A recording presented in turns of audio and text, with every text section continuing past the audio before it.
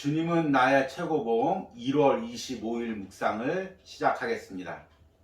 오늘의 제목은 우리 삶을 양보하십시오입니다. 오늘의 말씀 읽겠습니다. 갈라디아서 1장 15절에서 16절입니다. 그러나 내 어머니의 태로부터 나를 택정하시고 그의 은혜로 나를 부르시니가 그의 아들을 이방에 전하기 위하여 그를 내 속에 나타내시기를 기뻐하셨을 때 내가 곧 혈육과 의논하지 아니하고. 아멘. 오늘 읽은 말씀은 1월 17일 묵상에서도 읽은 말씀입니다. 하나님께서 바울을 부르시고 바울을 통해서 일하셨음을 고백하는 말씀입니다.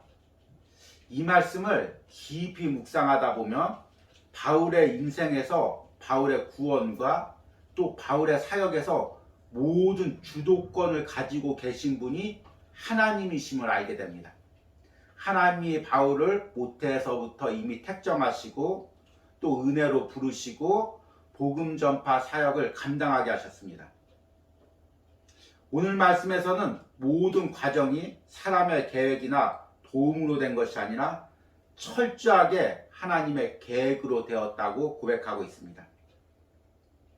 바울은 그 하나님께 자신을 맡겨드렸을 뿐입니다. 이 맡겨드림이란 것이 어떤 의미가 있는지를 오늘 묵상 속에서 들어보도록 하겠습니다. 오늘의 묵상입니다. 하나님을 위한 일꾼으로서 우리는 하나님께서 역사하시도록 양보하는 법을 배워야 합니다. 곧 하나님께 우리의 안방을 비워드려야 합니다. 우리는 인간적인 계산과 측정에 따라 이런저런 일들이 발생할 것이라고 말합니다.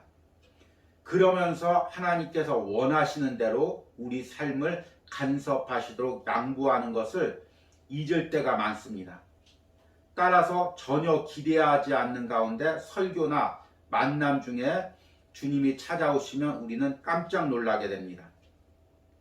우리가 예상한 특별한 방법으로 주님께서 오실 것을 기대하지 마십시오. 단지 주님을 앙망하십시오. 그러한 자세가 곧 주님께 우리의 삶을 양보하는 것입니다. 그분이 오시기를 기대하되 내 생각대로 오실 것이라고 확신하지 마십시오. 우리가 아무리 하나님을 많이 알아도 주님은 어느 때나 상관없이 우리를 간섭하실 수 있음을 기억하십시오. 이러한 주님의 역사에 우리는 깜짝 놀랐는데 이것이 하나님께서 역사하시는 방법입니다. 하나님은 갑자기 우리 인생을 찾아오십니다. 하나님께서 가장 기뻐하시는 그때 항상 하나님과 긴밀한 관계를 유지함으로써 그분의 놀라운 능력이 당신의 삶의 모든 영역에 침투하도록 하십시오. 언제나 기대에 찬 상태에 계십시오. 하나님께서 원하시는 대로 하시도록 우리의 삶을 양보하십시오. 아멘. 주님은 나의 최고봉을 묵상하면서 초반에는 제 나름대로 감동받은 제목으로 묵상을 하고 영상도 올렸습니다. 그러다 보니까 본문의 그 제목과 혼동되시는 분들이 있다고 해서 이제 1월 중반부터는 본문의 제목을 그대로 올리고 있습니다. 오늘의 제목은 우리 삶을 양보하십시오입니다. 그런데 이 제목을 묵상하다 보니까 또 제 나름대로의 감동이 옵니다. 이렇게 제목을 붙여봤으면 어떨까 하는 생각이 들었습니다. 내 삶의 주도권을 드리십시오. 또는 내 삶의 운전대를 맡기십시오. 혹시 여러분은 누구에겐가 자신의 차의 운전대를 맡겨본 적이 있습니까? 아마 쉽게 맡기는 분도 있는가 하면 절대로 못 맡기는 분도 있을 것입니다. 특별히 자신의 차를 아끼는 사람, 또 불안감이 많은 사람일수록 더욱더 이 운전석을 맡기지 못할 때가 많이 있을 것입니다.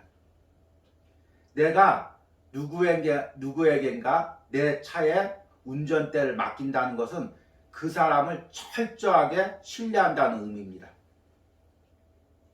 저 역시 잠시 운전을 하다가 아내에게 운전대를 맡긴 적이 있는데 금세 다시금 제가 운전대를 잡았습니다. 운전에 한해서는 제가 아내를 신뢰하지 못하고 있다는 것을 깨달았죠. 하물며 인생의 운전대는 어떨까요? 각자에게 자기의 인생이 얼마나 소중합니까? 아끼는 차보다 또 다른 어떤 것보다 내 인생이 소중합니다. 그래서 우리는 내 인생이 조금도 기스 없이 상처 없이 실수 없이 완벽하게 굴러가길 원합니다. 그래서 누구에게도 내 인생의 운전대를 맡기기를 싫어합니다. 내가 계획하고 내가 준비하고 내가 이끌어가야 된다고 생각을 합니다. 그런데 어느 날 주님이 내게 오셔서 내 삶의 운전대를 넘기라고 말씀하십니다. 어떻게 선뜻 넘겨주시겠습니까? 아니면 망설이면서 주님, 제가 조금 더 운전해 보겠습니다. 제가 조금 더 제 인생을 인도해 보겠습니다. 나중에 제가 더 나이 들어서 제가 할 수 없을 때 그때 오십시오. 이렇게 말하겠습니까? 오늘 묵상에서는 이 부분을 예수님께 안방을 비우라는 표현으로 하고 있습니다. 이 표현도 참 좋은 것 같습니다. 한번 제가 읽어보겠습니다. 하나님을 위한 일꾼으로서 우리는 하나님께 역사하시도록 양보하는 법을 배워야 합니다. 곧 하나님께 우리의 안방을 비워드려야 합니다. 우리는 인간적인 계산과 측정에 따라 이런저런 일들이 발생할 것이라고 말합니다. 그러면서 하나님께서 원하시는 대로 우리 삶을 간섭하시도록 양보하는 것을 잊을 때가 많습니다. 이 부분은 단순히 세상을 사는 부분만 아닙니다. 우리 신앙에서도 마찬가지입니다. 우리는 내가 은혜 받는 시간, 주의 일을 하는 시간을 미리 정하고 하나님께서 그때 일하시기를 원합니다. 지금은 공부할 때이고 지금은 아이를 키울 때니까 주님 조금 한가할 때 아이 다 키우고 또 공부 다 마치고 물질적으로 여유 있을 때 그때 제게 은혜 주십시오.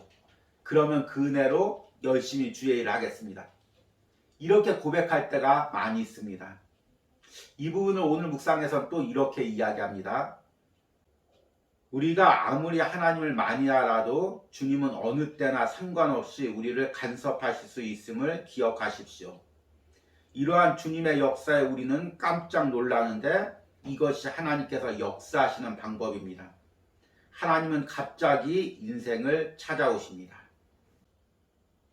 여러분 중에는 주님은 나의 최고봉을 묵상하면서 마음속에서 알지 못하는 두려움을 느끼는 분도 있을 것입니다.